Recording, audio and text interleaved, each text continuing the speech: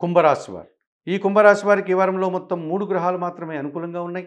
అయినప్పటికీ భయపడాల్సిన పని లేదు. మంచి ఫలితాలను అందుకుంటారు.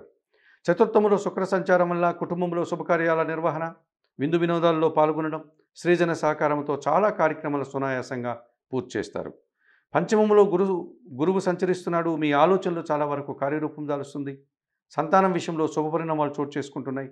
మీ మాటకు విలువ పెరుగుతుంది. విద్యా సంబంధమైనటువంటి విషయాల్లో మంచి లాభాలు అందుకుంటారు. మంచి ఫలితాలను అందుకుంటారు. షష్టమ భావంలో బుధ సంచారం వల్ల మీ ఆలోచనలు చాలా వరకు కార్యరూపం దాలుస్తుంది. ఇష్టంగా చేసే వ్యాపారాది కార్యక్రమాలంతా కూడా అభివృద్ధి పథంలో ముందుకు సాగుతాయి.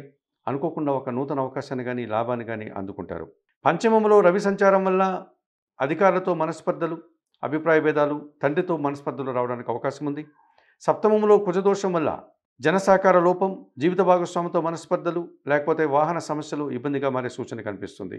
ఈ రాశి వారికి ఈ వారంలో సోమ, మంగళ, శుక్రవారాలు అనుకూలంగా ఉన్నాయి. దానాలు ఇచ్చేటువంటి క్రమంలో గోధుమలు కానీ, గోధుమ పిండి కానీ పేదవారికి దానం చేయండి. స్తోత్ర పారాయణం విషయంలో ఆదిత్య హృదయం ప్రతినిత్యం చదువుకోండి. ఆలయ సందర్శన కార్యక్రమంలో భాగంగా సూర్య భగవాన్ని దర్శించి నమస్కరించుకోవడం వల్ల మరింతగా మంచి ఫలితాలను అందుకోగలుగుతారు.